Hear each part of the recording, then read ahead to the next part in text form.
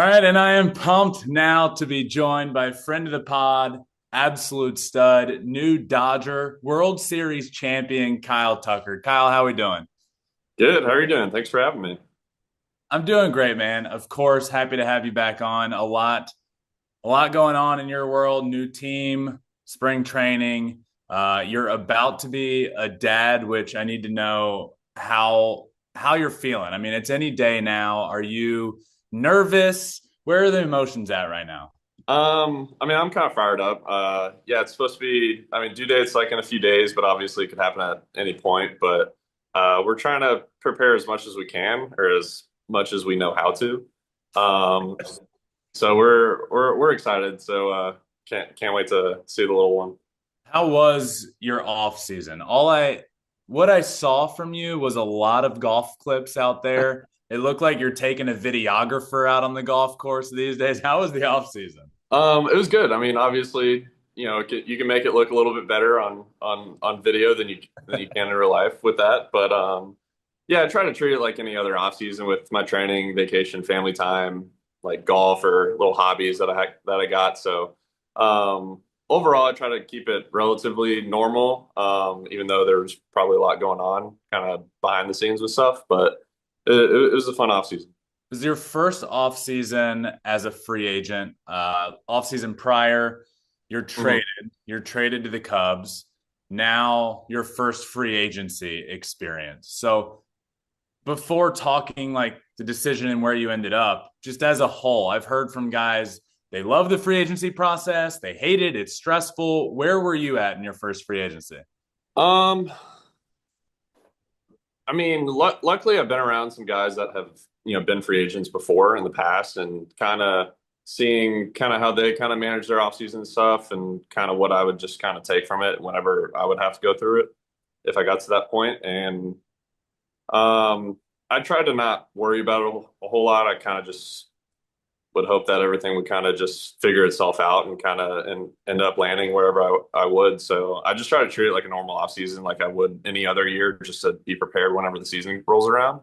Yeah. And then obviously once things kind of started heating up with talks with teams and stuff, that's kind of when like a lot of like the business kind of stuff kind of happens, but it all kind of happened in like a relatively like quick window. Yeah, you were one of, if not the biggest free agent name out there. I did a top 10. You were number one. No big deal for me. Thanks.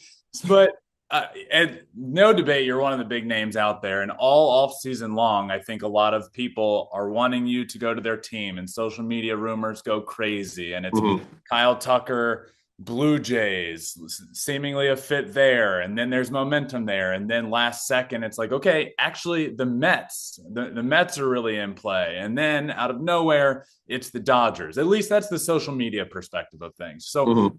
my question to you in the thick of that is, how true is that? Were any other teams close? Was a signing imminent? Like, how true are rumors that we saw online with teams like the Blue Jays or the Mets before this all came together? Um, Obviously you can't believe everything you'd read on online or see on the internet. Some of the stuff was probably pretty accurate, some of the stuff probably not. Yeah. But there's obviously some really good ball clubs and organizations around the league, very professional teams that have really good coaching staffs, players, front offices, and everything. So every team kind of has its pros to what makes them great and what works for them. So we were just kind of going through the whole process and just trying to figure out what teams were most interested and Yeah. just kind of play things out and kind of see where it landed, and obviously got to the points where there's a few teams, kind of some back and forth, and obviously ended up here out in LA with the Dodgers. So I'm couldn't be more happy to be out here in California and playing with a great fan base and obviously a great team that's had a lot of success past couple of years. Obviously, the money's nice, but if that weren't a factor here, why the Dodgers? Like, what separated the Dodgers in their pitch to you to bring you out to LA? Obviously playing against them and kind of just seeing them from like the outside, from like another organization, or just watching them on TV and stuff. I mean, I've I think it's pretty obvious that we have a very talented team, and I think we do things the right way when it comes to playing baseball. And just talking with the front office and some of the coaches and stuff, I just kind of felt like they do things like very, very well over here and very detailed, and kind of just some of the stuff that we I kind of want to be a part of, and other things outside of baseball, like the family aspect and things we do with our foundation, kind of aligned with what they want to do. So I just kind of thought that the Dodgers kind of checked off a lot of our boxes, or all of our boxes, and just kind of a place that we want to go spend part of the rest of my career at. What are you doing with the foundation? Can you tell me a little bit about that? So our foundation kind of works with hospice care programs, Okay. Which is more like the care, like end of life care. And Okay. so we kind of just help out with. We're going to start looking into Los Angeles now, and working with some hospice care foundations out there, and basically just, I don't know if you've ever had family members or whoever has. A couple months ago, actually, both my grandparents died in the past year, and they both go into hospice later on. Yeah, it can be tough, and I mean, they not only have to deal with the patients, but they also have to deal with the family. So just kind of helping out everyone that's kind of involved with that process.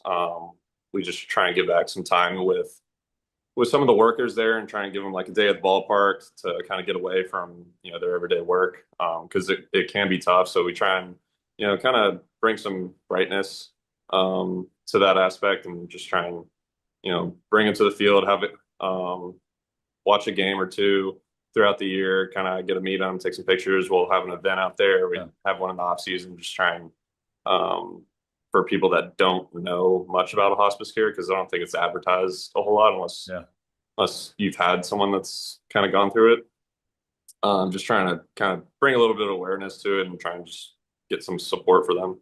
Did you go through something with a family member that made you want to, like, you could have gone in any direction with your foundation? Why this direction? So back in 21, we were in the playoffs, and my grandfather ended up going through hospice care and passing away. So that's kind of how we kind of got into hospice care and everything. And then that following spring, like kind of over the off season and going into the spring, we kind of formed our foundation for hospice care.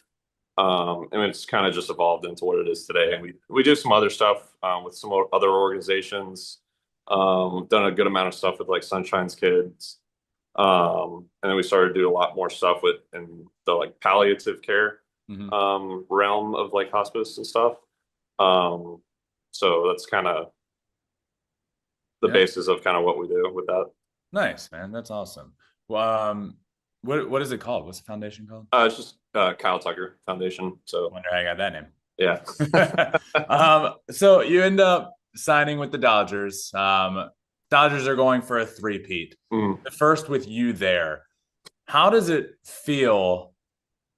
How does it feel joining a team that is, in my opinion, the most stacked team in baseball? They're unbelievable. One of the best rosters we've ever seen assembled. MVPs everywhere you look. How does it feel going into spring training, going into a new season, joining a team that's coming off of 2 in a row and trying to do something we haven't seen in over 2 decades? I mean, it's cool. I mean, especially this past like week or two, like the beginning of spring training, you can tell everyone just kind of has the same goal. Like they appreciate everything that they've done the past couple of years, and the work that's kind of got into it for winning those World Series, but also at the same time, they're kind of moving on and looking forward to this year, and everyone knows what it takes to get back there and try and win it again. So, I mean, this team works extremely hard in stuff that like fans and people don't see just when game time rolls around. There's a lot of stuff that goes into our practices and spring training games in the backfields that guys really work hard on, because they want to get back and have the opportunity at least to win another World Series and try and win a third one in a row. I mean, you've only been there for a week. I mean, position players reported a week ago. I don't know how long specifically you've been there, but you've been with the team for a week. But a lot of players that I've talked to, go to the Dodgers or have been on the Dodgers and say they just do things differently than a lot of other organizations. And I don't know if you've even been able to experience that, but just from being around the team, from being around Dave Roberts and the team and the staff and the training staff, is that truly something you feel that the Dodgers organization, and it's again, obviously you would say this, it's no discredit to Houston or Chicago or wherever you've played, but I hear from a lot of people it's just different and you feel it when you walk in the door. Yeah, I mean, I've been fortunate enough to play with some really good teams in the past and organizations, and we've had a lot of success with them. But this team has a lot of similarities to them, and kind of other things that also make them great. So I mean, this group of players, I mean, a lot of the guys have been in the league for a while and kind of like on that like veteran status to where they know what they're doing, what they need to do throughout the year to get back and play in the World Series and playoffs. And we've had guys that have won multiple World Series before. So kind of when you combine like the knowledge and like the talent and like the skill set and like the hard work that everyone like puts into it, I think it's amazing to be a part of and like be able to watch. Like as an opposing player, like you kind of just, I mean, I don't like, you don't practice with the other teams or anything. You just play against them, but you just know that they're good players. But when you're on a team, you kind of see all the stuff, like I said, like behind the scenes, like in the cages, out on the field, like taking practice, ground balls, fly balls, whatever it is. You can kind of tell why this team's so good and has had a lot of success.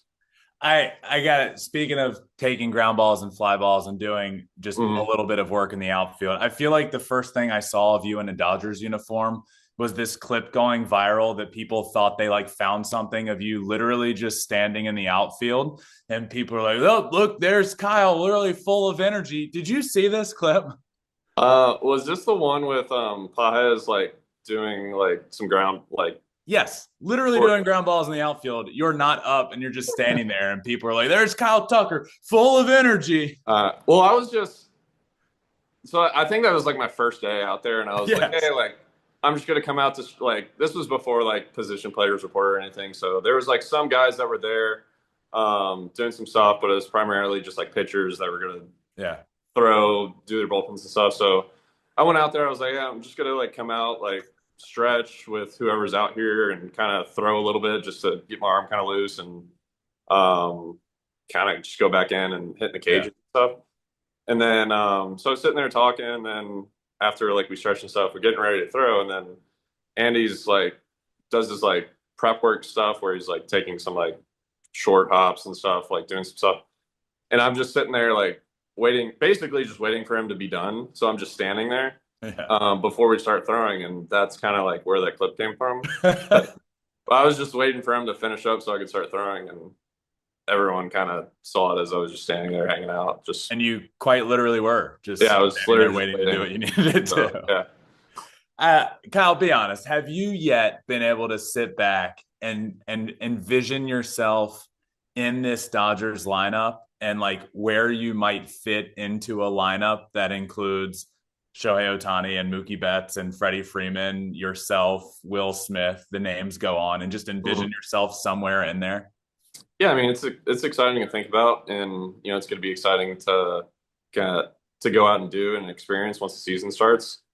I know like some of the guys are either have already left or about to leave and go play in the WBC and everything, which unfortunately I couldn't go to that because I have my son born. So it's like during the same time frame. So I was like, it's probably best to kind of experience that and do all that. But that's gonna be a lot of fun to watch. And once we kind of get everyone back from that, and then roll around to the end of spring, and we have those couple games out in LA right before the season starts, and you can kind of really see like the full lineup and like roster kind of aspect to it. It'll be exciting. Then once opening day rolls around and the guys get their rings and they do the banner stuff, I'm going to be there cheering them on and supporting them. But just look enthusiastic when you're just standing there, Kyle, because people will roast you if you're not doing something energetic. I know, right? But hopefully we can get another one, and I can actually be a part of it and get my own next year. So yeah. Your press conference at Dodger Stadium. I remember I was watching the press conference and I saw a video online. You're now teammates with, I think, who I consider and a lot consider the greatest baseball player ever. We've been Mhm. friends. You've followed me for a while. I talk a good bit about Shohei Ohtani, but he was there at your press conference, and I know I saw you guys shake hands, meet, whatever, say hi in the hallway. Mhm. Any first impressions from the dude from that day, your first day once you got on site? I mean, he's been great. Yeah, he was just. I remember it's like him and Muncie, maybe like one or two other guys, but there was like some staff there, and he was just there to like work out and do some stuff for in the off season. But yeah, he just kind of came by. So what's I don't know if he knew I was like coming that day or not, but obviously, like you said, he's arguably the best player ever. Can do it on both sides of the ball. Obviously, rakes hitting and on the mound throws a hunch with multiple different pitches, and it's kind of cool to watch. Not as much fun to face, but luckily I don't have to go against him anymore. So I kind of lucked out with that. But it'll be fun to like kind of see him for like a full season and like see like from an everyday standpoint. Yeah, I think Shohei Ohtani was at spring training before he left for the WBC for like 2 or 3 days while you were there. Have you yet seen him do anything that just doesn't make sense that a human can do? Well, I mean, obviously, no one really hits the ball as hard and well as he does, while at the same time throwing and performing like on the Yeah. mound as well as he does. I remember it was like my first live, and I was just sitting there like tracking like first day and stuff, and it was like Yamamoto and then Ohtani, and then I think Glasnow might have thrown that day. So I was like, this is not fun for my first like live, even though I'm just like standing here just to see pitches. Um, but it also even last year like not as much fun to face when you got to play him for a full series. Yeah. I mean the rotation's absolutely ridiculous. But you're on I mentioned it, you have a couple MVPs on the team, a few of them. You're adding yourself to that lineup. Dave Roberts the other day has called you a potential MVP candidate this year. What as a player, what's your mindset heading into 2026? Or do you have any personal goals outside the ultimate goal of Mhm. winning a championship, another championship for yourself, the third in a row for a Dodgers? After working out this offseason and getting ready for a new season, learning from last season, are you heading into this year with any personal goals? Do you set any for yourself? Um, Not necessarily. Yeah. I just try and do my part helping our team win. I kind of just, I mean, I try and treat every year and every game kind of like the same.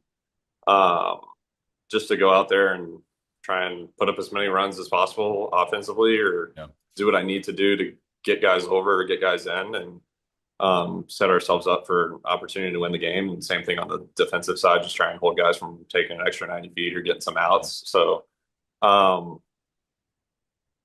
same thing kind of with everyone else. Like everyone is very talented and like goes out and performs well and stuff. But at the same time, like even if we don't or we have a bad game, like if there's some way that we can contribute to giving our team success, like that's kind of Yeah. I think what makes this team really good.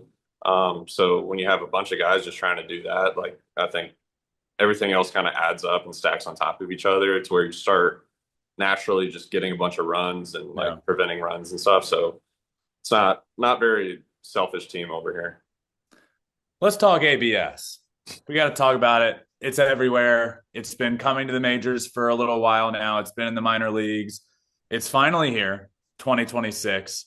You're now dealing with it in spring training. So this is going to be the first season in Major League Baseball with the automated ball strike challenge system. Are you excited for it? Do you like it? Um, yes and no. I mean, I do kind of like the aspect of like just having the umpires like umpire the game and stuff, but at the same time, I think I also like getting calls. Um, I haven't used it yet and like challenged the call yet. I thought about actually doing it in my first pitch of spring training because Yeah. we were facing Vasquez on the Padres, and he threw like first pitch heater like away, and I wasn't sure if it was like just off or not, but I was all because I was like, this is my first at bat. I don't really know the strike zone as well as I would like to right now. So I just kind of took that, but I got to try it out at least at some point in spring just to try and get comfortable with it for whenever like I might have to use it during the season. So I'm kind of interested on how it'll play out throughout the year. Did you go back to see if you were right on the first pitch to see if it was ball or strike? Not really. I looked at the video, but it didn't have like the boxes or anything. And then I kind of just forgot about it and just moved on to the next at bat and stuff. But I'll probably go look at it now that I'm actually more curious. I'm very intrigued by there's rules that come with the ABS. It's not unlimited. You only get a couple of game unless you get them right and so on. Not anybody can challenge pitcher, batter, catcher. I'm very interested by how teams are going to handle it in terms of strategy and who they're going to let do it, when they're going to let guys do it. Can you do it in the first inning of the game? Do you have to wait until later when the high leverage spots come up? How are the Dodgers handling ABS so far? Do you have any rules that you're working through or seeing if you're going to put in place? How's it going to go for you guys? We haven't had like a full meeting on like how we would use it or whatnot. Right now it's kind of just guys that you like, if you think you're really good at like controlling strike zone and everything, like you can just kind of use it and at least like at the beginning, try it out as much as you want or can. Obviously if the pitch is right down the middle, you're not going to challenge that it's going to be ball and just waste it, but kind of just be smart with it. But I'm sure we'll probably get to that point where we'll try and like maybe figure something out in spring to see how the season might go. But I don't think it should be like, hey, like you shouldn't challenge pitches because we don't think you're as good as the strike zone, because then he can get kind of screwed over with some calls. So it's kind of just like, just be smart as a hitter and kind of understand the situation and everything. And just kind of take it from there. If we have the ability to do the automated ball strike system, should we fully do it? Or do you like where this is going right now? Like for every pitch rather than just like calling challenges? I don't know. I mean, obviously now we're doing the challenges and stuff, so I could definitely see like potentially just full going at it. This might just be the first step in it or not, or whatnot, but I don't know. We just got to kind of see how things play out. Obviously, we just got to see how this year goes with the calls and stuff. But I mean, you can't really argue if you challenge it and it's still not going your way. You can't get upset about it because you're kind of wrong. But so that being mad at the calls is probably going to go away. Yeah. You a few years ago, you were a part of the last World Baseball Classic. I know for obvious reasons, you're having a kid. You're not able to be there this year. Did D-Row call you to invite you back to the team for this World Baseball Classic? Yeah, we had a conversation about it like early on in the off season, and I was like, it's kind of like, hey, I'll do it, but like at the same time, just want to give you a heads up that I might have to like play a game or two like during it, and then like leave for like a game or two or something, and like come back afterwards. So where it was kind of a lot, and a lot that kind of goes into it. Did you know your due date at the time when you were having this conversation? Yeah, I was like, it's kind of like around the like dates of the tournaments and like the games. I was like, oh, maybe I can play like the first game. I might have to miss the second game, and then we got an off day and whatnot. I was like trying to make it work, but it just kind of wasn't schedule wise. And obviously, I think like if I had to leave, they couldn't just like fill my roster spot with someone else. Like they would just have to be without me. Like I don't think they have like a paternity list on their roster spot. So that's kind of how things played out. And they kind of had to make a team without me and having to potentially come and go. So I kind of just gave them a heads up about it, and then try to make it work, but it just kind of wouldn't. So it's kind of how things played out in terms of me playing out there. So hopefully next time I can join them and try and win another gold. a paternity list for a 7-game tournament Right. would be pretty. It doesn't make much sense, but I tried to make it work. uh, would you? The Olympics are in 2028. They're in LA. I, Mm. I don't think it's been officially like baseball's back in the Olympics for sure, but I don't think Commissioner Manfred and I don't think it's been fully announced yet that MLB players are going to be able to participate. I don't know if it's Mm. going to happen yet, but if it does happen, would you have interest in playing in the Olympics? So this is like a separate thing than the WBC. Oh yeah, I don't have as much information on it as I guess you do. Olympics are Um, coming 2028. You know that, yeah, right? yeah. They're going to be in LA, and baseball is back. But currently, it's Major League Baseball players aren't allowed to do it. It's in season, but Oh, it's during the season. there is Oh, in the talks summer. of, and I believe like Judge, I think Harper, some of the big names came out a couple of years ago and said, I want to play in the Olympics. And it's been a big talk with Commissioner Manfred and potentially allowing it. What does it look like? Because it's in season. So they might have to like pause the season. But there's like real talks of doing this. Hmm. Would you do that? Would you play for Team USA in the Olympics? I mean, I think it'd be really cool. I mean, that Yeah. might be the only opportunity I'd have to be Yeah. playing in the Olympics, and I'm not going to be an Olympic athlete in any other sport. Baseball, baby. Like, so I think it'd be really cool, and I Yeah. definitely want to try it out. Obviously, the league and everyone would have to kind of figure out the scheduling of that. I know. I think the last time they had it, when my brother was playing in Korea, and they kind of had to stop for like I don't know a couple of weeks while the team, like the Korean team, like went and played in it, Yeah. and then once everyone came back, they like restarted the season. So I might have to ask him how that went and what Yeah. his thoughts were on that. But I mean, if we're able to do it, I'm down.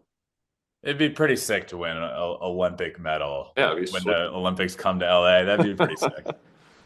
Um, all right, Trent, a little bit about last year, but before we finish up, I remember at the All-Star game, you talked hitting with Chipper Jones. I Mm. remember, I think I saw a clip on your social media, and he was my favorite player growing up. I think you said he was his or one of your favorite players Mm. growing up. Did you learn anything from Chipper Jones in that conversation? What was that like getting to talk hitting with one of your childhood heroes?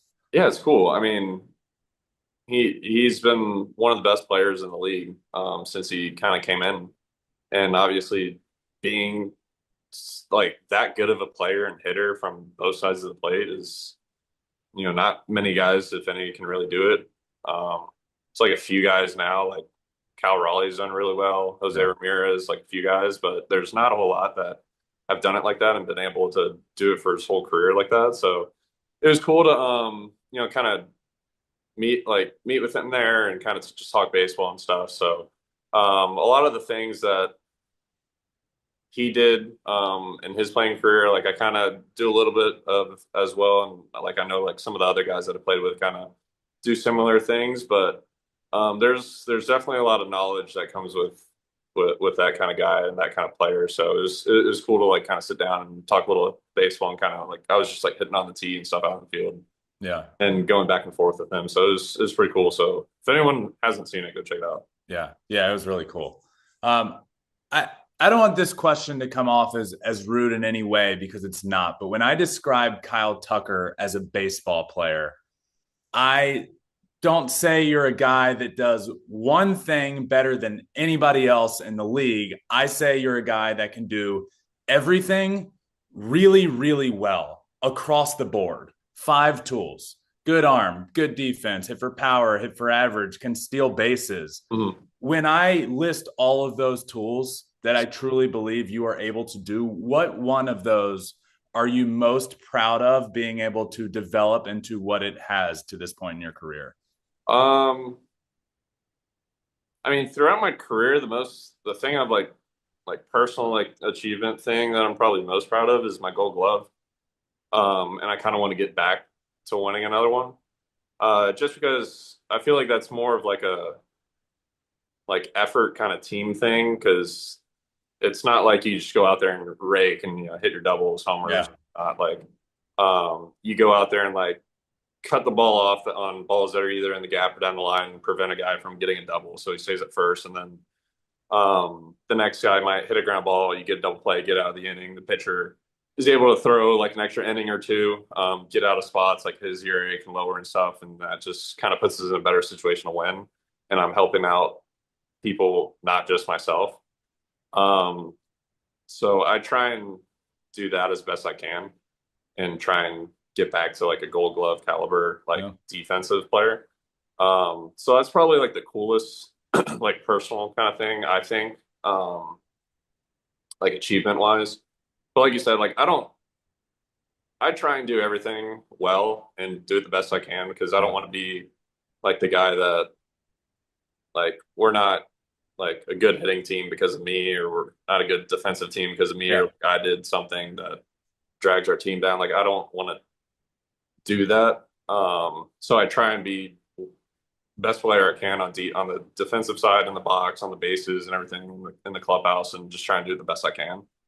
So that's kind of why I try and do everything well, and rather than just kind of like push certain parts of the game off to the side and just worry about one thing. Yeah. So that's kind of how I go about everything that I do, and but more so like the baseball stuff. And you donate your money in fantasy football. So like everybody's loving you across the board, you know? There's potential to win it though. There's I text you the roster we had. Last year everyone was on the IR, and I felt bad because I was like, this isn't like this is also guys' careers, and like this guy tore his ACL or something. Like, I feel bad about the player. I'm not as pissed off about our roster spot, even though I was over here grinding on the waiver wire. But yeah, it was a tough one. If you were on our roster, it was probably a tough year for you personally. You're always just one trade away though. I know. We just need the one trade to go well. We kill the waiver wire. We're always on top. We're studying, our scouting reports are on top notch. We just kind of need to keep up with the health part. And then we're locked in for a championship. Have you finagled your way into the Dodgers fantasy? Has that started yet? You've been there for a week. Have you finagled your way into the fantasy football league? We definitely do it here. I've definitely tried to get some insider info on how things work so far, but we haven't fully gotten into the fantasy football stuff yet. Yeah, soon enough. Soon enough. Kyle, you got to play at Wrigley last year as a Chicago Cub. How would you describe playing at Wrigley Field as a Chicago Cub? I mean, it's awesome. I mean, that's one of the best ballparks in the league. Like one of the most historic ballparks in the league that fans, like when you show up, like the fans love going to those games and supporting the Cubs. I mean, when we walk from our parking lot over, like, it's kind of like across the street. So you walk across the street from our parking lot into like the building, and then down to the clubhouse. But like when you walk across the street, like every day there's kids and fans, adults, like waiting for us to just show up to, like, they get there way before we do, because they're just excited to go to the games and support the team and just have a blast at the field. So I think it also kind of reflects in their attendance and like their support with everything that they do around the stadium and in the community too. So I mean, it was a lot of fun playing with those guys, and they have a great team again this year. And you know, their coaching staff and everyone in the clubhouse was phenomenal for us. So I think we play them twice this spring. I might be playing like one of the games or something. Yeah. So it'll be cool to get to see whoever at least makes a trip on that one. How good is Pete Crow-Armstrong? Speaking of guys that can do it all, he looks like a stud, but you saw it up close and personal. He's obviously extremely young, and he's already, an all-star caliber player. How good is he? Yeah, Pete's definitely one of a kind. I mean, he's, I think, one of, if not like the best outfielder. I mean, he's so fast and has a cannon for an arm, and just whenever he like misses a ball and the outfielder doesn't like quite get to a ball or something, like he gets so mad that, because he feels like he should catch everything, and that's just kind of the player that he is. He loves playing baseball and being with the guys and playing in Chicago. So I think it's been a great spot for him so far in his career, and he just tries to go out there and do the best, be the best Pete that he can be. Did you see his quote about Dodgers fans, and have you texted him and given him shit yet for it? I haven't texted him about that. I did see his I forgot what magazine it was, but it was like the Chicago magazine or whatever, and he took all these pictures, and I was like, it was like the one in the shower, and I was like, what are we doing, Pete? But yeah, that's just kind of Pete being himself. So he's full into Chicago and the fan bases and stuff. I mean, even last year when I think when we like made the playoffs at the end of the year, like he was like jumping on the netting behind home plate, like rallying up the crowd. Yeah. Just, next thing I know, he's like in the outfield, like throwing baseballs to the fan. I'm like, how did he even get over there? But Pete's definitely a one of a kind player.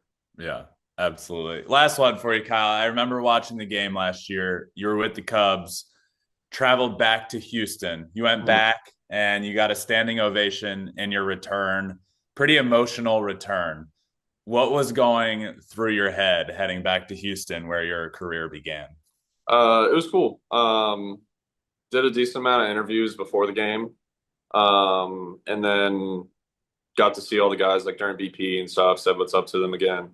And then like once the game started, did like the went out before the game. They had the video for Presley and I out on the Jumbotron. So we got to watch that. It was really cool. And then like standing ovation from the fans then, and then also for my first at bat. It was pretty special. I mean, we did a lot of really good things over there, and obviously won our World Series there in 2022. So it was pretty special going back there and getting the kind of perception and standing ovation and everything that I got. So it was really cool.